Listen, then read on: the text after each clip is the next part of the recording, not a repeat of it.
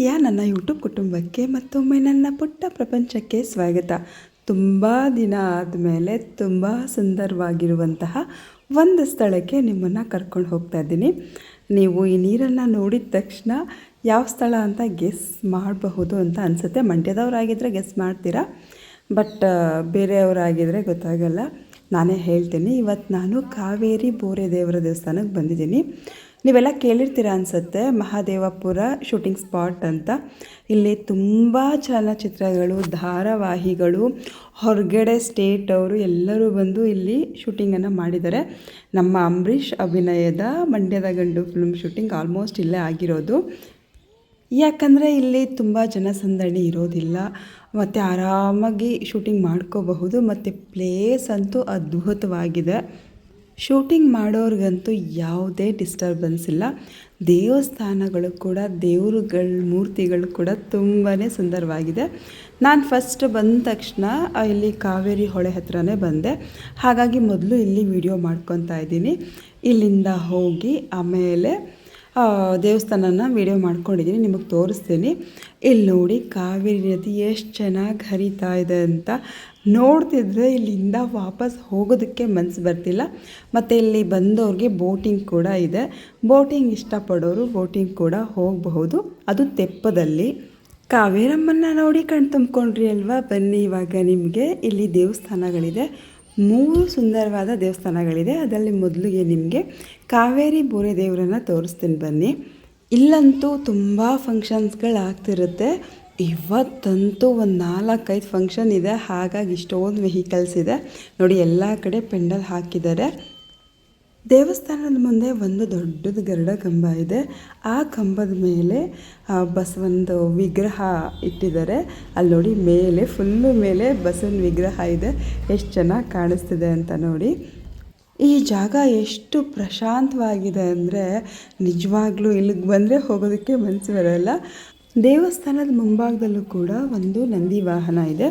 ದೇವಸ್ಥಾನದೊಳಗಡೆ first Siddhivinayak ಅವರ ಮೂರ್ತಿ ಇದೆ. ಆ ಮೂರ್ತಿ ಕೂಡ ತುಂಬ ಚೆನ್ನಾಗಿದೆ, ತುಂಬ ಚೆನ್ನಾಗಿ ಅಲಂಕಾರ ಮಾಡಿದ್ದಾರೆ. ಮಧ್ಯಭಾಗದಲ್ಲಿ ಶ್ರೀ ಕಾವೇರಿ ಬೋರೆ ದೇವರಿದ್ದಾರೆ. ನಿಜ ಇಲ್ಲಿ ವಿಡಿಯೋ ಮಾಡ್ಕೊಳ್ಳೋದಕ್ಕೆ ಅನುಮತಿ ಇದೆ ಅಂತ ನಾನು ಅಂದ್ಕೊಂಡಿರಲಿಲ್ಲ. ವಿಡಿಯೋ ಮಾಡ್ಕೊಳ್ಳೋ ಹಾಗಿಲ್ವೇನೋ ಅಂದ್ಕೊಂಡೇ ಬಂದಿದ್ದೆ. ಬಟ್ ದೇವ್ರ ವಿಡಿಯೋ ಮಾಡ್ಕೊಳ್ಳೋಕೆ ಅಲೋ ಇದ್ದಿದ್ದು ನೋಡಿ ನನಗಂತೂ ತುಂಬ ಖುಷಿಯಾಯಿತು. ಎಷ್ಟು ಚೆನ್ನಾಗಿ ಅಲಂಕಾರ ಮಾಡಿದ್ದಾರೆ ನೋಡಿ. ಕಾವೇರಿ ಬೋರೆ ದೇವರ ಎಡಭಾಗದಲ್ಲಿ ಶ್ರೀ ಸುಬ್ರಹ್ಮಣ್ಯ ಸ್ವಾಮಿ ದೇವರಿದೆ. ಸದ್ಯಕ್ಕೆ ನಾನು ಹೋದಾಗ ದೇವಸ್ಥಾನ ರಶ್ ಇರಲಿಲ್ಲ. ನಾನು ಹೋಗುವಷ್ಟರಲ್ಲಿ 1:15-1:15 ಆಗಿತ್ತಂತ ಅನಿಸುತ್ತೆ. ದೇವರನ್ನು ತುಂಬ ಹತ್ತಿರದಿಂದ ಕಣ್ತುಂಬ ನೋಡಿ ತುಂಬಾ ಖುಷಿ ಆಯಿತು. ದೇವರಿಗೆ ನಮಸ್ಕಾರ ಮಾಡಿಕೊಂಡು ಮಂಗಳಾರತಿ ತೊಗೊಂಡು ಒಂದು 5 ನಿಮಿಷ ಕುತ್ಕೊಳ್ಳೋಣ ಅಂತ ಬಂದು ಕೂತ್ಕೊಂಡೆ. ಇವಾಗಂತೂ ದೇವಸ್ಥಾನ ತುಂಬ ಚೆನ್ನಾಗಿ ಮಾಡಿಬಿಟ್ಟಿದ್ದಾರೆ. ಇಲ್ಲಿ ಕುತ್ಕೊಳ್ಳೋಕ್ಕೆ ಕೂಡ ದೇವಸ್ಥಾನದೊಳಗಡೆ ಒಂದು 3 ಚೇರಿನ ವ್ಯವಸ್ಥೆ ಮಾಡಿದ್ದಾರೆ. ಅಲ್ಲಿ ಹಿರಿಯರು ಯಾರೋ ಒಬ್ಬರು ಕೂತ್ಕೊಂಡಿದ್ರು. ನಾನು ನಿಮಗೆ ಮೊದಲೇ ಹೇಳಿದಾಗೆ ಇಲ್ಲಿ 3 ದೇವಾಲಯಗಳಿದೆ. ಇವಾಗ ನಾವು ನರಸಿಂಹಸ್ವಾಮಿ ದೇವಸ್ಥಾನಕ್ಕೆ ಬರ್ತಾಯಿದ್ದೀವಿ. ಈ ದೇವಸ್ಥಾನ ಕೂಡ ತುಂಬಾ ಚೆನ್ನಾಗಿದೆ. ಇದು ನೋಡಿ, ಹಳೆಯ ಕಾಲದ ಕಂಬಗಳು. ಹೊರಗಡೆಯಿಂದ ಹಳೆಯ ಕಾಲದ ದೇವಸ್ಥಾನ ಅಂತ ಕಾಣಿಸಿದ್ರು, ಒಳಗಡೆ ತುಂಬಾ ಚೆನ್ನಾಗಿ ಮಾಡಿದ್ದಾರೆ. ಈ ಕಂಬಗಳಂತೂ ನನಗೆ ತುಂಬಾ ಇಷ್ಟ ಆಯಿತು. ಆಚೆಯಿಂದ ಒಳಗಡೆ ಹೋಗೋವರೆಗೂ ನಾನು ಬೋರ್ಡ್ಗಳು ನೋಡ್ತಿದ್ದೆ, ವಿಡಿಯೋಗ್ರಫಿ ಮಾಡ್ಕೊಳ್ಳೋ ಹಾಗಿಲ್ಲ ಅಂತ ಏನಾದರೂ ಇರುತ್ತೇನೋ ಅಂತ. ಸದ್ಯಕ್ಕೆ ಇರಲಿಲ್ಲ.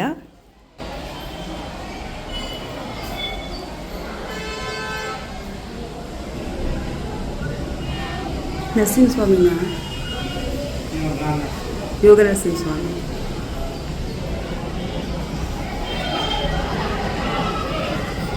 ಇದು ಗರುಡ ದೇವರಾ?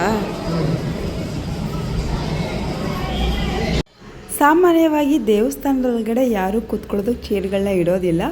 ಬಟ್ ಇಲ್ಲಿ ಎಲ್ಲ ಕಡೆ ಚೇರ್ಗಳನ್ನ ಇಟ್ಟಿರೋದು ನನಗೆ ಒಂಥರ ವಿಶೇಷ ಅನ್ನಿಸ್ತು. ಇವತ್ತು ಕೂಡ ಅರ್ಜೆಂಟಾಗಿ ಬಂದಿದ್ದು. ಮನೇಲಿ ಹೊರಡೋವರೆಗೂ ಅಷ್ಟೇ ಕೆಲಸ ಇರುತ್ತೆ. ದೇವಸ್ಥಾನದ ಮೇಲೆ ಕೂಡ ಎಲ್ಲ ಥರ ದೇವರುಗಳನ್ನ ಕೆತ್ತನೆ ಮಾಡಿದ್ದಾರೆ. ಇಲ್ಲಿ ನೋಡಿ, ಕಾವೇರಿ ಬೋರೆ ದೇವರ ಮೂಲ ಸ್ಥಾನ ಅಂತ. ಇಲ್ಲಿ ಒಂದು ತುಳಸಿ ಕಟ್ಟೆ ಇದೆ. ಇಲ್ಲಿ ಬಾಳೆಗೊನೆ ಕಟ್ಟಿದ್ದಾರೆ ಅಂತ ಅಂದ್ಕೊಂಡೆ, ಆದರೆ ಇದು ಬಾಳೆಗೊನೆ ಅಲ್ಲ, ಬಟ್ಟೆನಲ್ಲಿ ಬಾಳೆಗೊನೆ ಥರ ಮಾಡಿದ್ದಾರೆ. ಇಲ್ಲೊಂದು ಬೀಗಲು ಕೂಡ ಆಗ್ತಿದೆ ಇವತ್ತು. ಇಲ್ಲಿ ನವಗ್ರಹ ದೇವಸ್ಥಾನ ಇದೆ, ಆದರೆ ನಾನು ಅಲ್ಲಿಗೆ ಹೋಗಲಿಲ್ಲ ಹತ್ತಿರಕ್ಕೆ. ಇದು ಚೆನ್ನು ಮಹದೇಶ್ವರ ಸ್ವಾಮಿ ದೇವಸ್ಥಾನ. ಆದರೆ ನಾನು ಇಲ್ಲಿ ಅರ್ಚಕರನ್ನ ಕೇಳಿದ್ದಕ್ಕೆ ಕಾಲಭೈರವೇಶ್ವರ ಸ್ವಾಮಿ ದೇವರು ಅಂತ ಹೇಳಿದ್ರು. ಇದು ಯಾವ ದೇವರು ಅಂತ ಕೇಳಿದೆ ನಾನು. ಕಾವೇರಿ ಬೋರೆ ದೇವ್ರ ಮುಂದೆ ಯಾವುದೇ ರೀತಿಯ ನಾನ್ ವೆಜ್ ಎಲ್ಲ ಇಡೋದಿಲ್ಲ. ಈ ದೇವ್ರಿಗೇನೆ ನಾನ್ ವೆಜ್ ಎಲ್ಲ ಇಡ್ತಾರೆ. ಇಲ್ಲಿ ಎಲ್ಲ ಫಂಕ್ಷನ್ಸ್ ಮಾಡಿದಾರಲ್ವ, ದೇವ್ರ ಕಾರ್ಯ ಮಾಡ್ತಾರೆ, ಆರತಿ ಶಾಸ್ತ್ರಗಳನ್ನ ಮಾಡ್ತಾರೆ, ಮತ್ತು ಬೀಗರು ಊಟ ಮಾಡ್ತಾರೆ, ಅಥವಾ ಹರಕೆ ಮಾಡ್ಕೊಂಡಿರೋರು ಇಲ್ಲಿ ಅಡುಗೆಯನ್ನು ಮಾಡ್ತಾರೆ, ಮದುವೆ ಕೂಡ ಮಾಡ್ತಾರೆ.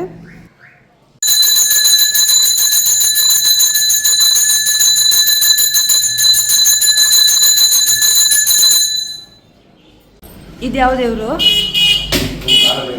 ಹಾಂ, ಕಾಳಭೈರೇಶ್ವರನಾ? ನಾನು ನಿಮಗೆ ಮೊದಲೇ ಹೇಳಿದಾಗೆ ಇಲ್ಲಿ ತುಂಬ ಸಿನಿಮಾಗಳ ಶೂಟಿಂಗ್ ಮಾಡಿದ್ದಾರೆ. ನೋಡಿ ಇಲ್ಲಿನ ಪ್ರಕೃತಿ ಎಷ್ಟು ಸುಂದರವಾಗಿ ಕಾಣಿಸ್ತಿದೆ ಅಂತ. ತೆಂಗಿನ ಮರಗಳು ರಸ್ತೆಯ ಎರಡೂ ಬದಿಯಲ್ಲಿದೆ. ಸೊ ಮಧ್ಯ ಏನಾದರೂ ವೆಹಿಕಲ್ ಹೋಗುವಾಗ ವಿಡಿಯೋ ಮಾಡಿಕೊಂಡ್ರೆ ತುಂಬಾ ಚೆನ್ನಾಗಿರುತ್ತೆ. ಇಲ್ಲಿ ಭತ್ತ ಮತ್ತು ಕಬ್ಬನ್ನು ಬೆಳೀತಾರೆ. ಈಗ ಸದ್ಯಕ್ಕೆ ಖಾಲಿ ಭೂಮಿ ಇದೆ. ಈಗ ಕಬ್ಬು ಹಾಕಿದ್ದಾರೆ, ಅದನ್ನು ದೊಡ್ಡದಾಗಬೇಕು. ಅದು ಬೆಳೆ ಬೆಳೆದಿದ್ದಾಗ ಬಂದು ನೋಡಬೇಕು, ಇನ್ನೂ ಚೆನ್ನಾಗಿ ಕಾಣುತ್ತೆ. ನಮ್ಮ ಕಡೆಯವರು ಅಡುಗೆ ಮಾಡಿದ್ದು ಫುಲ್ ದೇವಸ್ಥಾನದ ಹಿಂದೆ ಹೊಳೆ ಪಕ್ಕದಲ್ಲಿ. ಎಲ್ಲ ದೇವ್ರ ದರ್ಶನ ಮುಗಿಸ್ಕೊಂಡು ಇವಾಗ ಊಟಕ್ಕೆ ಹೋಗ್ತಾ ಇದ್ದೀನಿ. ನೋಡಿ ಕಾವೇರಿಪುರ ದೇವರ ದೇವಸ್ಥಾನದ ಹಿಂದೆಗಡೆ ಗೋಪುರದಲ್ಲಿ ಜೋಡಿ ಜೋಡಿ ಸಿಂಹಗಳು ಮತ್ತು ಎಲ್ಲ ದೇವ್ರ ವಿಗ್ರಹಗಳೆಲ್ಲ ಇದೆ. ಹಿಂದೆಯಿಂದ ಒಂದ್ಸಲ ವಿಡಿಯೋ ಮಾಡ್ಕೊಂಡು ತೋರಿಸ್ದೆ ನಿಮಗೆ ದೇವಸ್ಥಾನದ ವಿಡಿಯೋ. ದೇವಸ್ಥಾನಕ್ಕೆ ಹೋಗಿದ್ದೆ ಒಂದೇ. ನಾನು ಇವತ್ತು ಊಟಕ್ಕೆ ಬಂದಿರೋದು ಇವ್ರ ಫಂಕ್ಷನ್ಗೆ. ದೇವ್ರಿಗೆ ಭುಕ್ತಿ ಅಂತ ಮಾಡ್ತಾರೆ. ಸೊ ನಮ್ಮ ಮಾವನ ಮಗಳೇ ಆಗಬೇಕು. ಕಾವೇರಿ ನದಿ ಹರಿತಿರೋದು ನೋಡ್ತಿದ್ರೆ ನೋಡ್ತಾನೆ ಇರಬೇಕಂತ ಅನಿಸುತ್ತೆ, ಅಷ್ಟು ಚೆನ್ನಾಗಿದೆ. ನೀವೇನಾದರೂ ಮಂಡ್ಯ ಸೈಡ್ ಬಂದಾಗ ಈ ಪ್ಲೇಸ್ ಅಂತೂ ಮಿಸ್ ಮಾಡ್ಕೋಬೇಡಿ. ಅಷ್ಟು ಪ್ರಶಾಂತವಾದ ವಾತಾವರಣ, ಸುಂದರವಾದ ದೇವಸ್ಥಾನಗಳು, ನಿಜವಾಗ್ಲೂ ನಿಮ್ಗೆ ಇಷ್ಟ ಆಗುತ್ತೆ. ದೇವರ ಕಾರ್ಯ ಅಂದಮೇಲೆ ನಮ್ಮ ಮಂಡ್ಯ ಕಡೆ ಮುದ್ದೆ ಮತ್ತು ಬೋಟಿ ಗೊಜ್ಜು ಮಾಡೇ ಮಾಡ್ತಾರೆ. ಆದರೆ ನಾನು ಹಾಕಿಸ್ಕೊಂಡಿಲ್ಲ ಮುದ್ದೆ. ಯಾಕಂತ ಹೇಳಿದ್ರೆ ಬೆಳಗ್ಗೆ ಇವತ್ತು ಮುದ್ದೆ ಸಾಂಬಾರೇ ಊಟ ಮಾಡ್ಕೊಂಡು ಬಂದಿದ್ದೆ. ನೋಡಿ ನಾನು ಮೊದಲೇ ಹೇಳಿದೆ ಅಲ್ವಾ, ರಸ್ತೆ ಮಧ್ಯ ಆ ಕಡೆ ಈ ಕಡೆ ತೆಂಗಿನ ಮರಗಳಿದೆ ಅಂತ. ಇವಾಗ ಇದು ಮಂಡ್ಯದ ಕೊಪ್ಪಲಿಂದ ದೇವಸ್ಥಾನಕ್ಕೆ 1 ಕಿಲೋಮೀಟರ್ ಆಗುತ್ತೆ. ಸೊ ಇವಾಗ ಗೋಪುರವನ್ನು ಮಾಡ್ತಾ ಇದ್ದಾರೆ, ಅಂದರೆ ಹೆಬ್ಬಾಗ್ಲನ್ನು ದೇವ್ರಗಳನ್ನ ವಿಗ್ರಹ ಕೂರಿಸಿ ಹೆಬ್ಬಾಗ್ಲನ್ನ ಮಾಡ್ತಾ ಇದ್ದಾರೆ. ಇಲ್ಲಿ ಆಂಜನೇಯ ಸ್ವಾಮಿ ದೇವಸ್ಥಾನ ಕೂಡ ಇದೆ. ಅಲ್ಲಿಂದ ನಾನು ಇನ್ನೊಂದು ಫಂಕ್ಷನಿಗೆ ಬಂದೇ ಬಿಟ್ಟಿದ್ದೀನಿ ನೋಡಿ. ಅಂದರೆ ಇವತ್ತು ಬಂದಿದ್ದಲ್ಲ, ನಾನು ಮತ್ತೊಂದು ದಿನ ನಾಮಕರಣಕ್ಕೆ ಹೋಗಿದ್ದೆ. ಇಲ್ಲಿ ಡೆಕೋರೇಷನ್ ತುಂಬಾ ಚೆನ್ನಾಗಿ ಮಾಡಿದರು. ನಿಮಗೆಲ್ಲ ಗೊತ್ತಿರೋ ಹಾಗೆ ನಾನು ಯಾವುದಾದ್ರೂ ಫಂಕ್ಷನ್ಗೆ ಹೋದರೆ ವಿಡಿಯೋ ಮಾಡ್ಕೊತೀನಿ. ಯಾಕಂದರೆ ಒಬ್ಬೊಬ್ಬರು ಒಂದೊಂದು ರೀತಿ ಫಂಕ್ಷನ್ಸ್ ಮಾಡ್ತಾರೆ. ಸೊ ಆ ರೀತಿ ಡೆಕೋರೇಷನ್ ಅಥವಾ ಆ ರೀತಿ ಅರೇಂಜ್ಮೆಂಟ್ಸ್ ಎಲ್ಲ ನಿಮಗೆ ಇಷ್ಟ ಆಗಬಹುದು, ನಿಮಗೆ ಮುಂದೆಗೆ ಅನುಕೂಲ ಆಗಬಹುದು ನೀವು ಫಂಕ್ಷನ್ ಮಾಡುವಾಗ ಅಂತ ವಿಡಿಯೋ ಮಾಡ್ಕೊತೀನಿ ಅಷ್ಟೇ. ಇದು ನಮ್ಮ ರೇಖಕ್ಕ ಇದ್ದಾರಲ್ವ, ನಮ್ಮ ಊರ್ಗಿತಿ, ಅವ್ರ ಅಣ್ಣನ ಮೊಮ್ಮಗಳು ನಾಮಕರಣ. ಇವತ್ತು ಕೂಡ ವಿಡಿಯೋ ಮಾಡ್ಕೊಳ್ಳುವಂತಹ ಐಡಿಯಾ ಇರಲಿಲ್ಲ, ಆದರೆ ಅಲ್ಲಿಗೆ ಹೋದ್ಮೇಲೆ ವಿಡಿಯೋ ಮಾಡ್ಕೋಬೇಕನ್ನಿಸ್ತು. ಮಗು ಅಂತೂ ಎಲ್ಲ ಮಕ್ಕಳು ನಾಮಕರಣಗಳಲ್ಲಿ ಅಳ್ತಾರಲ್ವ, ಇದಂತೂ ಜಾಸ್ತಿ ಅಳ್ತಾನೆ ಇರಲಿಲ್ಲ. ಅದನ್ನು ನೋಡಿ ತುಂಬ ಖುಷಿ ಆಯಿತು. ಲಂಗ ಬ್ಲೌಸಲ್ಲಂತೂ ತುಂಬ ಮುದ್ದಾಗಿ ಕಾಣಿಸ್ತಿತ್ತು ಮಗು ಹೆಸರೇನಪ್ಪ ಅಂತ ಹೇಳಿದ್ರೆ ವಿಭಾ ಶಾರ್ವರಿ ಅಂತ. ಒಂಥರ ಯುನೀಕಾಗಿ ಡಿಫ್ರೆಂಟಾಗಿದೆ. ನಿಮಗೆಲ್ಲ ಈ ವಿಡಿಯೋ ಇಷ್ಟ ಆದರೆ ಒಂದು ಲೈಕ್ ಮಾಡಿ. ಫಸ್ಟ್ ಟೈಮ್ ನನ್ನ ಚಾನಲ್ನ ನೋಡ್ತಿರೋರು ಸಬ್ಸ್ಕ್ರೈಬ್ ಮಾಡೋದನ್ನು ಮರಿಬೇಡಿ. ನಿಜ ಹೋದ ಕಡೆ ಎಲ್ಲ ಅಷ್ಟು ಕಷ್ಟಪಟ್ಟು ವೀಡಿಯೋ ಮಾಡಿಕೊಂಡು ಅಲ್ಲಿಂದ ಬಂದು ಕೂತ್ಕೊಂಡು ಎಡಿಟ್ ಮಾಡಿಕೊಂಡು ವಾಯ್ಸ್ ಓವರ್ ಕೊಟ್ಟು ಇಷ್ಟೆಲ್ಲ ಮಾಡಿದ್ರೂ ಜಾಸ್ತಿ ವ್ಯೂಸ್ ಆಗ್ತಿಲ್ಲ ಅಂತ ನಿಜ ಬೇಜಾರಾಗುತ್ತೆ. ನನಗೆ ವೀಡಿಯೋಸ್ ಮಾಡೋದಕ್ಕೆ ಬೇಜಾರಾಗ್ಬಿಟ್ಟಿದೆ. ಹಾಗಾಗಿ ನಾನು ಎಡಿಟ್ ಮಾಡೋದು ಸ್ವಲ್ಪ ಲೇಟ್ ಮಾಡಿಕೊಂಡು ವಿಡಿಯೋ ಹಾಕೇ ಇರಲಿಲ್ಲ. ಒಂದು ವಾರದ ಮೇಲಾಗಿತ್ತು. ನೋಡಿ ತಟ್ಟೆ ತುಂಬ ಚೆನ್ನಾಗಿ ತುಂಬಿದ್ದಾರೆ. ನಾಮಕರಣಕ್ಕೂ ಕೂಡ ತಟ್ಟೆ ತುಂಬ್ತಾರೆ ಅನ್ನೋದು ನನಗೆ ಇವತ್ತೇ ಗೊತ್ತಾಗಿದ್ದು.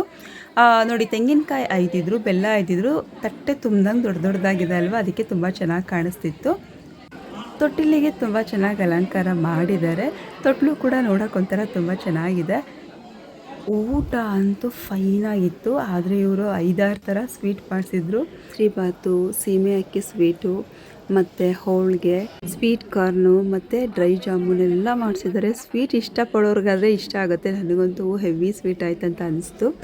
ಖಾರ ಊಟಕ್ಕಿಂತ ಸಿಹಿ ಊಟ ತುಂಬ ಚೆನ್ನಾಗಿರುತ್ತೆ. ಊಟ ಮಾತ್ರ ತುಂಬ ಚೆನ್ನಾಗಿತ್ತು. ಇವರು ತಾಂಬೂಲಕ್ಕೆ ಅಂತ ಹೇಳಿ ಮೂಸಂಬೆ ಹಣ್ಣು ಕೊಟ್ಟಿದ್ದಾರೆ. ಜೊತೆಗೆ ಒಂದೊಂದು ಊಟದ ಬಾಕ್ಸ್ ಕೊಟ್ಟರು. ಊಟದ ಬಾಕ್ಸ್ ಒಳಗಡೆ ಬಳೆಗಳಿದೆ ಮತ್ತು ಅರಿಶಿನ ಕುಂಕುಮಕ್ಕೆ ಡಬ್ಬ ಅಂದರೆ ಗ್ಲಾಸ್ ಡಬ್ಬದಲ್ಲಿ ಇವರು ಅರಿಶಿನ ಕುಂಕುಮವನ್ನು ತುಂಬಿದ್ದಾರೆ. ಒಂದು ಚಾಕ್ಲೇಟ್ ಕೊಟ್ಟಿದ್ದಾರೆ. ತುಂಬ ದಿನ ಆದಮೇಲೆ ನಾನು ಬ್ಲ್ಯಾಕ್ ಕಲರ್ ಬಳೆನೇ ಹಾಕ್ಕೋತಿದ್ದೆ ಅಲ್ವಾ, ಈ ಬಳೆ ನೋಡಿ ಇಷ್ಟ ಆಯಿತು. ಹಾಗಾಗಿ ನಾನು ಎರಡೆರಡು ಬಳೆ ಎರಡು ಕೈಗೂ ಹಾಕ್ಕೊಂಡೆ. ಫಂಕ್ಷನ್ಗೆ ಹೋಗಿ ಒಂದು ಅರ್ಧ ಗಂಟೆ ಮುಕ್ಕಾಲು ಗಂಟೆಗೆ ಹೋಗಿ ಮುಗಿಸ್ಕೊಂಡು ಬಂದ್ಬಿಡ್ತೀವಿ.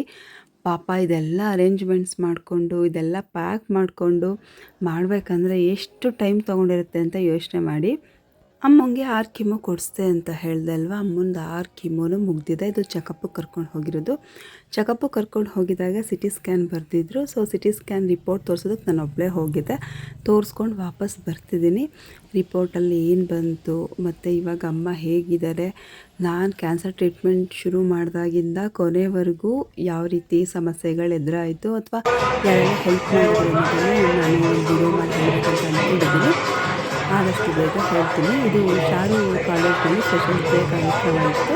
ಸೊ ಅದಕ್ಕೆ ಶಾರು ಕೂಡ ಡ್ಯಾನ್ಸ್ ಮಾಡಿದ್ದೀನಿ. ಶಾರು ಎಲ್ಲಿದ್ದಾಳೆ ಅನ್ನೋದೆಲ್ಲ ನೀವು ಕೈ ಹಿಡಿದು ಕಮೆಂಟ್ ಮಾಡಿ. ನಿಮಗೆಲ್ಲ ಗೊತ್ತಿರೋ ಹಾಗೆ ನಾನು ಯೂಟ್ಯೂಬ್ನಲ್ಲಿ ಹಾಡನ್ನು ಹಾಕೋದಿಲ್ಲ, ಹಾಗಾಗಿ ಕಾಪಿರೇಟ್ ಆಗಿಬಿಡುತ್ತೆ. ಹಾಗಾಗಿ ನಾನು ಮ್ಯೂಟ್ ಮಾಡಿ ನಾನೇ ಮಾಡ್ತಾಯಿದ್ದೀನಿ. ಒಂದು ಸ್ವಲ್ಪ ಮಾತ್ರ ಹಾಕ್ಕೊಂಡು ಕೇಳಿಸ್ಕೊಳ್ಳಿ ಅಷ್ಟೇ.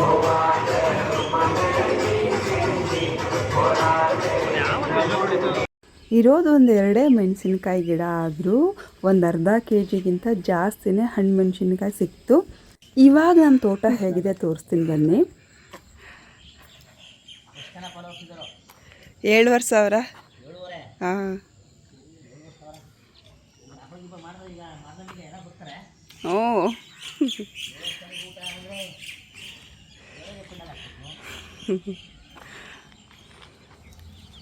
ಈ ಗಿಡ ಎಲ್ಲ ಉಳಿಸ್ಕೋಬೇಕು, ಹೂ ಚೆನ್ನಾಗಿ ಬಿಡಬೇಕಂದ್ರೆ ಬಿಡುವಿಲ್ದಂಗೆ ಹಿಂದೆ ಹಿಂದೆ ಏನಾದರೂ ಕೆಲಸ ಮಾಡಿಸ್ತಾನೆ ಇರಬೇಕು. ನಿಮಗೆ ತೋರಿಸಿದೆ ನಾನು ಒಂಚೂರು ಕಾಲಿಡೋದಕ್ಕೆ ಜಾಗ ಇಲ್ಲದ ಹಾಗೆ ಕಳೆ ಬೆಳ್ಕೊಂಡಿತ್ತು. 1200 ಕೊಟ್ಟು ಕಳೆ ಕೀಳ್ಸಿದ್ದೀನಿ. ಪಾಪ ಇವರು ಆಲ್ಮೋಸ್ಟ್ ಮೊದಲು ಒಂದ್ಸಲಿ ಕಳೆ ಕೀಳಿಸಿ 750 ಕೊಟ್ಟು ಅಗ್ಸಿದ್ದೆ, ಗುಳಿ ಮಾಡಿಸಿದ್ದೆ. ಬಟ್ ಇವಾಗ ಮತ್ತೆ ಕಳೆ ಬೆಳ್ಕೊಂಡ್ಮೇಲೆ ಮತ್ತೆ 1200 ಕೊಟ್ಟು ಕಳೆ ಕೀಳಿಸಿ ಇವಾಗ ಅಗತೆ ಮಾಡಿಸ್ತಾ ಇದ್ದೀನಿ. ಇಡೀ ಭೂಮಿಯನ್ನೇ ಅಗತೆ ಮಾಡಿಸ್ಬಿಟ್ರೆ ಬೇಗ ಕಳೆ ಬರೋದಿಲ್ಲ, ಮಾಡಿಸು ಅಂತ ನಮ್ಮ ಅತ್ತೆ ಹೇಳಿದ್ರು. ಹಾಗಾಗಿ ಮಾಡಿಸ್ತಾ ಇದ್ದೀನಿ. ತುಂಬ ಚೆನ್ನಾಗಿ ಮಾಡಿದ್ದಾರೆ ಪಾಪ. ಇವರಿಬ್ಬರೇ ಮಾಡಿರೋದು. ಇವರು ಬೇರೆ ಕಡೆ ಕೆಲ್ಸಕ್ಕೆ ಹೋಗ್ತಾರೆ. ಕೆಲ್ಸಕ್ಕೆ ಹೋದರೂ ಕೂಡ ಅಲ್ಲಿ ಕೆಲ್ಸಕ್ಕೆ ಹೋಗುವಷ್ಟರಲ್ಲಿ ಇಲ್ಲಿ ಬಂದು ಮಾಡಿಕೊಡ್ತಾ ಇದ್ದಾರೆ. ಇದು ಜಾಸ್ತಿ ಐತೆ, ಇದಿರಲಿಲ್ವಲ್ಲ, ಗಟ್ಟಿ ಇರಲಿಲ್ವಲ್ಲ ಅಂದ್ಬಿಟ್ಟು ಹಾಕಲಿಲ್ಲ. ಹಾಂ,